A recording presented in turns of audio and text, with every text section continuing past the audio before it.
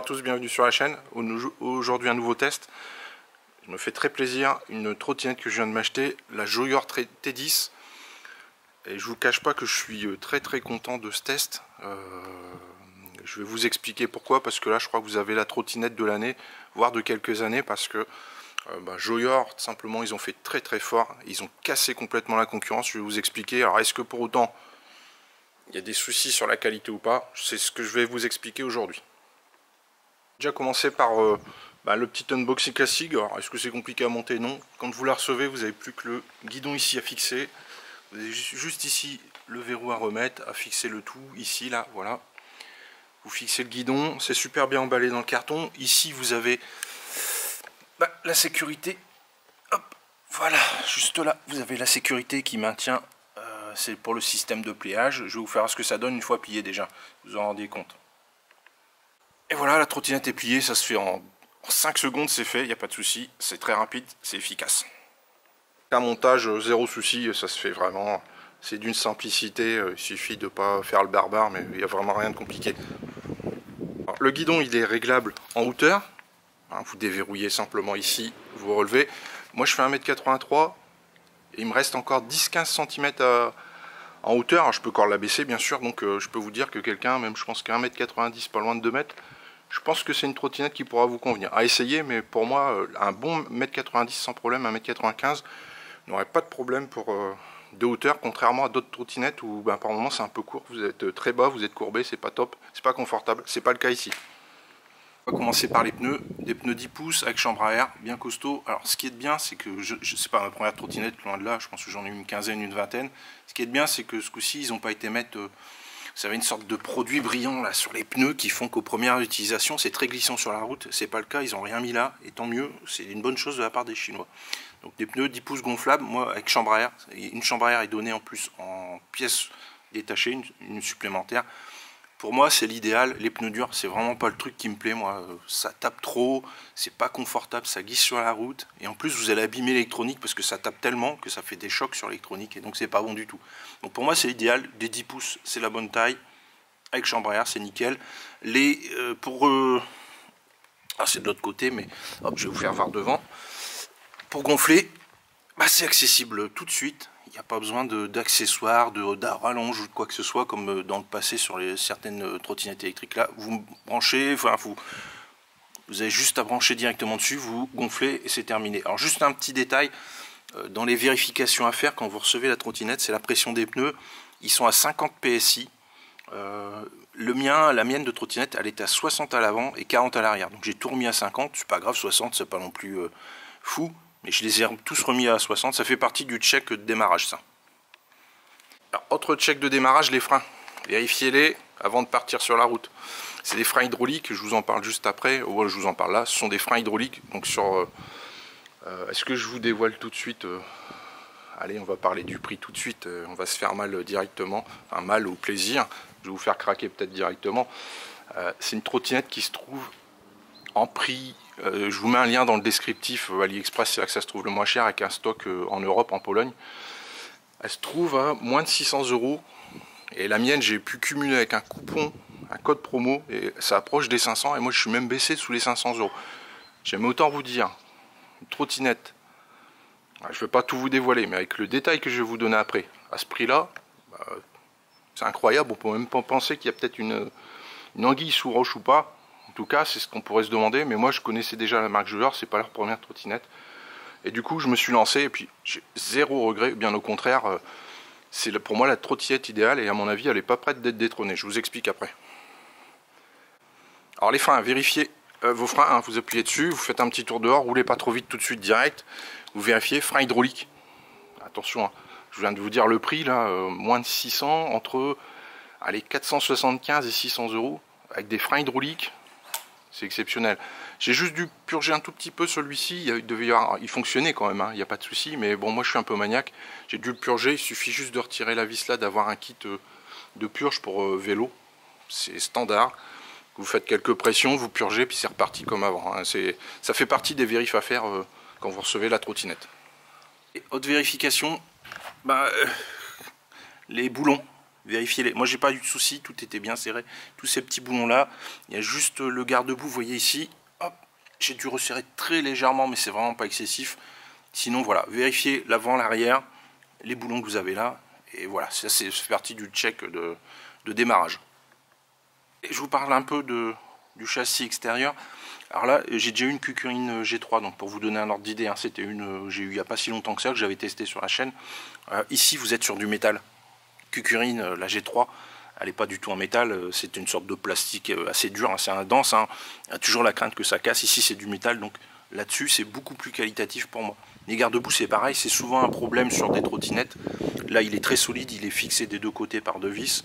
J'ai aucun souci là-dessus, je ne crains, enfin, je m'inquiète pas par rapport à leur solidité. J'ai aucun problème là-dessus. À l'avant, c'est la même chose. Hein.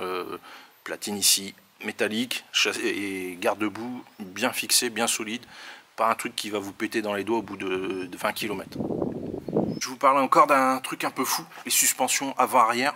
Je vous fais voir l'arrière. Je vous fais voir l'avant.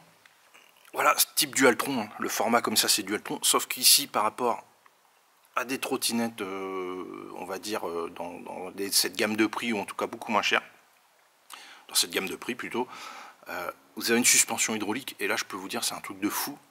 Je suis monté dessus, tout de suite on sent un confort impressionnant, c'était pas le cas sur d'autres trottinettes que j'ai vues, c'est la première trottinette qui est aussi confortable, vraiment ça amortit super bien, ça n'a rien à voir avec les vieux...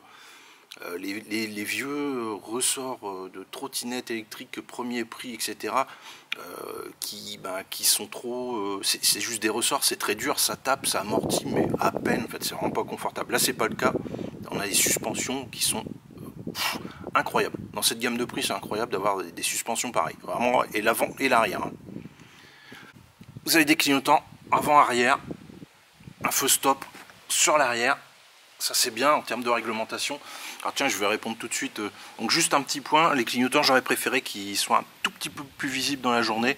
Je pense qu'à un moment, je vais regarder, je vais les démonter, voir si je peux pas changer, puis mettre quelque chose d'un peu plus puissant. Pour moi, c'est un petit peu juste. Le soir, vous n'aurez pas de problème, mais dans la journée, je suis pas sûr qu'on vous voit super bien, que vous mettez les clignotants. Autant le stop, ça va, mais les clignotants, non. Donc ce sera peut-être l'objet d'une petite amélioration de ma part. Allez, on passe là. Ici, vous avez à la charge avec un petit capuchon. Moi je trouve, j'aurais préféré un capuchon qui tienne. Alors il tient bien, mais ouais voilà. Je suis habitué sur le côté, c'est la première fois que je vois le dessus, donc ça m'étonne un peu. Alors je sais pas ce que ça donne en termes de, voilà. Bon, en tout cas voilà, le deck est beau, caoutchouté au milieu, discret, métallique sur les bords et ici caoutchouté, donc ça glisse pas du tout. Ça, il n'y a aucun problème, c'est nickel. Voilà, clignotant avant comme je vous ai dit. Puis là ici le levier pour quand vous allez déverrouiller, n'oubliez pas sur le côté. Le petit bitonio à retirer. Éclairage avant, assez basique, pas super moderne, mais par contre il éclaire super bien, il est puissant, il va assez loin, il va loin quand même, large mais pas trop non plus, mais ça vous permet, je vous dirais, si c'est une utilisation occasionnelle la nuit, ça ira. Si vous roulez un peu plus souvent la nuit, mais rajoutez une petite barre quelque part, je pense que ça fera pas de mal d'être un petit peu plus vu et ça éclairera un petit peu mieux autour de vous, surtout voilà, dans la zone proche, en plus large, en plus diffus. Celui-ci va un petit peu plus loin, un petit peu plus directif le zoom. Enfin le zoom, la zone d'éclairage en tout cas. Zone de pilotage, là c'est simple, marche arrêt. Les modes de puissance, 3 modes de puissance, plus ou moins. Si vous laissez appuyer le plus, vous aurez l'éclairage. Ici, c'est pour entrer dans les menus, je vous le fais voir juste après. Et d'ailleurs, je ne vais pas vous cacher, je vais vous montrer comment débrider. Là, à vous de voir. Elle arrive bridée en tout cas. Je vous en parle juste un petit peu plus en détail parce que c'est une question quand même importante. Les clignotants gauche et droite. Le klaxon qu'on entend vraiment fort, ça c'est une bonne chose. L'accélérateur, puis voilà. Puis ici, un écran, je vous le fais voir après parce qu'il est magnifique. Allez, je vous fais un petit... Je me suis un peu reculé pour que vous puissiez voir. Allez, superbe, la trottinette est magnifique. Ils ont un peu copié les couleurs de la Kukurine qui marche déjà très bien, qui est une marque qu'on commence à bien connaître. Ils ont copié. Ça c'est pas... Voilà, les supports de roues avant-arrière, clairement, c'est la couleur de la Kukurine. Et c'est super beau, moi je trouve ça magnifique.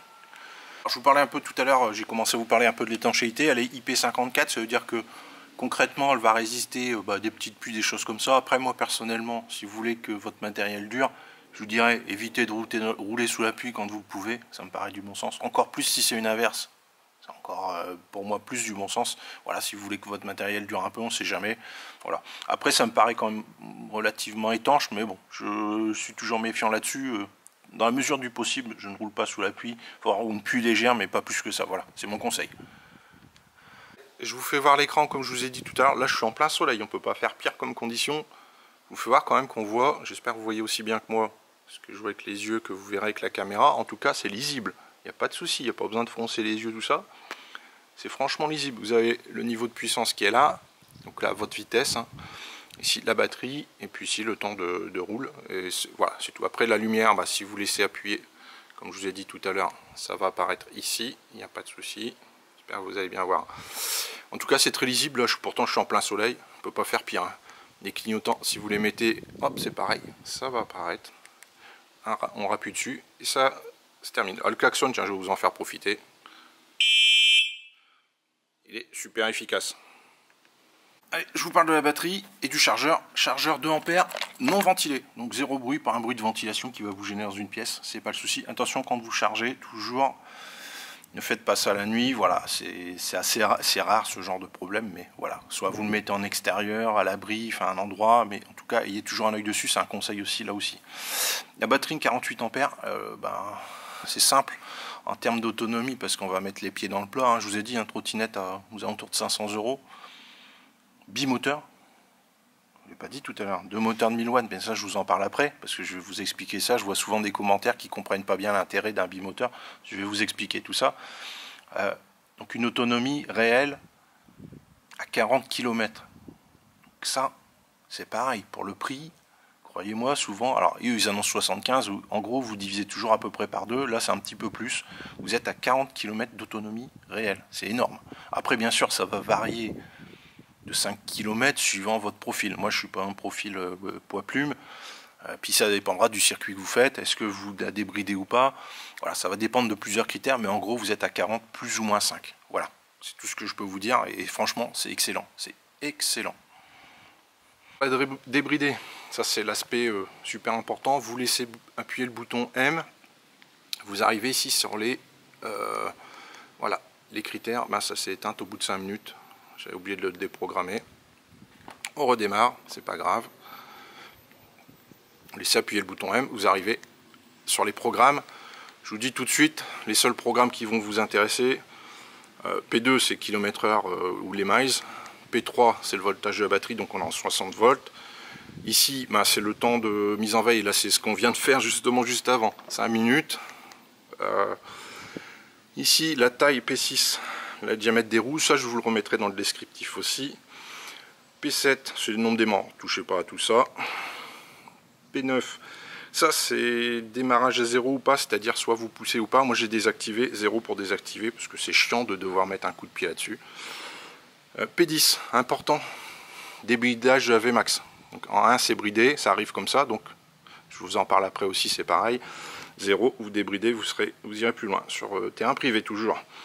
P12 c'est le couple, par défaut c'est à 5, ça tire fort. Hein. Moi vous pouvez aller jusqu'à 0, ça va quand même avancer, ça va tirer moins fort, surtout si vous débutez, je vous le conseille.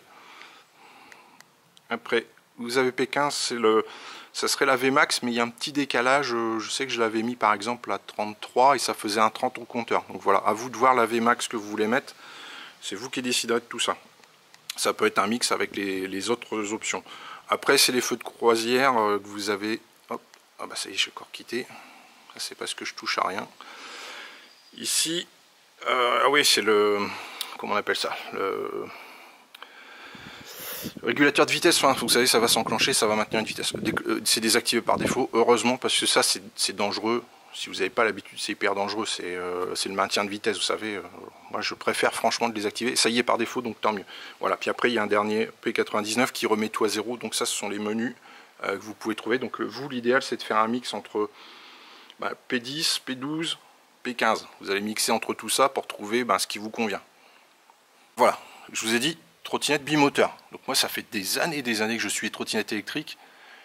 Les premières trottinettes bimoteur, donc deux moteurs, un à l'avant, l'arrière, normalement le prix c'est plutôt 900, de temps en temps 800, rarement en dessous.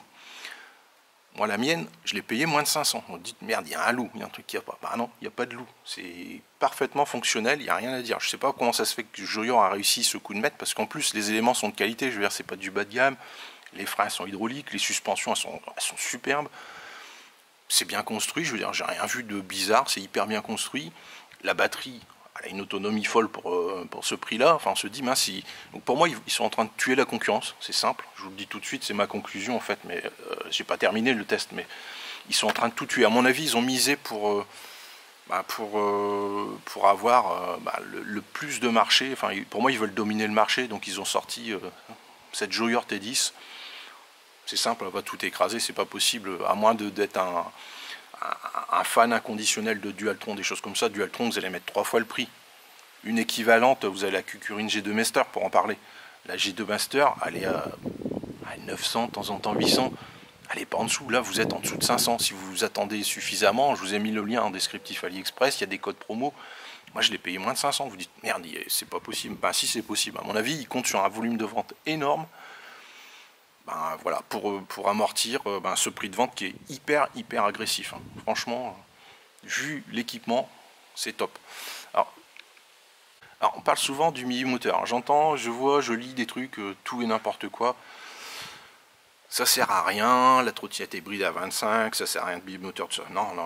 Là, vous vous trompez complètement. Déjà, et d'une, vous pouvez rouler en monomoteur, bimoteur. Alors ça, c'est à vous de le décider dans le menu, c'est pas un souci. Je pense que si vous n'avez jamais fait de bimoteur, commencez par du mono. Une fois que vous aurez la main sur le mono, attaquez le bimoteur, vous allez voir. Bien sûr, hybridé à 25. Je ne vais pas vous parler du cas où vous la débridez, puis là, ça va monter beaucoup plus, c'est pas le sujet. Le sujet, c'est que quand vous avez une trottinette à moins de 500 €, une trottinette qui arrive à monter des côtes sans ralentir, ça n'existe pas franchement beaucoup. Il y en a, elles sont rares, la Kukurin G3 elle baisse aussi un petit peu, mais vous ne serez jamais au 25. Là, 2 moteurs, vous serez tout le temps à 25. C'est le premier avantage. Ça, c'est forcément dans toutes les pentes, vous allez monter sans aucun problème, quel que soit votre poids, parce que quand même, tout le monde ne fait pas 50 ou 60 kg, pas moi en tout cas, et donc d'avoir une double puissance, je peux vous dire, ça change tout en fait. Alors, si vous n'avez jamais fait, allez-y mollo, commencez par le simple moteur. Donc ça peut s'adresser à vous, mais commencez en monomoteur, vous aurez la main, attaquez le bimoteur. Après, notre avantage aussi, c'est l'accélération, parce que quand vous êtes dans la circulation, je peux vous dire, si la trottinette, elle avance pas beaucoup et tout, c'est hyper dangereux.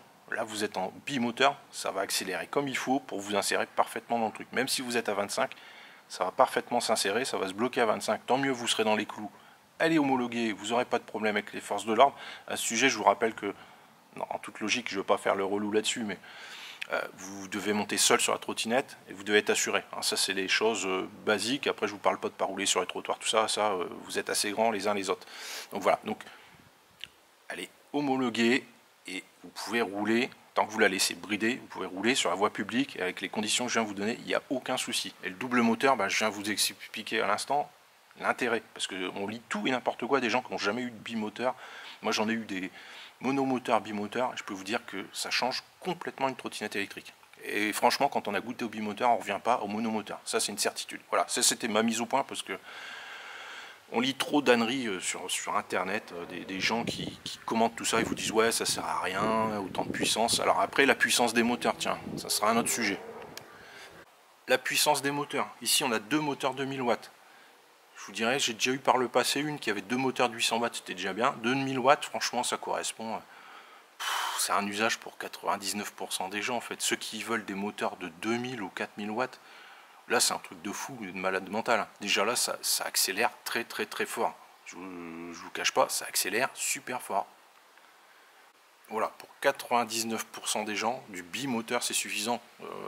Enfin, de cette puissance de 1000 watts, l'avant, l'arrière, c'est largement suffisant. Au-dessus, c'est voilà, c'est que vous êtes le geek extrême, vous voulez ce qu'il y a de plus puissant, etc. Mais c'est limite trop puissant. Là, vous allez accélérer, vous insérer. Voilà, il n'y a plus trop d'intérêt d'aller au-dessus de cette puissance-là. Pour moi, c'est un truc super équilibré. Là. 2 fois 1000 watts, avec cette batterie-là, c'est hyper équilibré. Enfin, franchement, voilà. Au-dessus, c'est vous qui voyez, vous avez un budget bien supérieur, vous voulez vous faire plaisir, vous voulez mettre 1000, 2000, 3000, 4000, c'est vous qui voyez. Mais Voilà, dans le commun des mortels n'a pas besoin de plus que ça. Ça, c'est une petite mise au point aussi sur la puissance, parce que bon, on peut toujours vouloir plus de chiffres avec les caractéristiques. En l'occurrence, c'est pas la peine, avec 2 fois 1000 watts, je peux vous dire que vous avez déjà de quoi vous amuser très largement. Voilà, on arrive à la fin de ce test. Moi, je vous dis pas ça pour vous vendre un truc à tort et travers, parce que vraiment on voit des vidéos sur internet, les gars ils vous vendent du rêve sur des trucs qui sont pas top, mais bon, en l'occurrence là elle est top, franchement, moi c'est ma trottinette, ça va être ma trottinette, et je suis pas prêt de la changer, parce que celle-ci elle est vraiment, elle répond à tous mes besoins, et pourtant j'en ai goûté quelques-unes de trottinettes, et celle-ci elle répond, elle coche toutes les cases, et en particulier les suspensions sont vraiment... C'est incroyable, dans cette prix-là, je ne sais pas si vous vous rendez compte, à un peu plus de 500 €, 500, moi j'ai même moins de 500 par moment. Vous avez un truc qui valait depuis des années minimum 900 €. Voilà, c'est tout ce que je vous dis. Et Joyeur, c'est pas une marque qui sort de nulle part, hein. Ils ont déjà fait la S10Z, tout ça.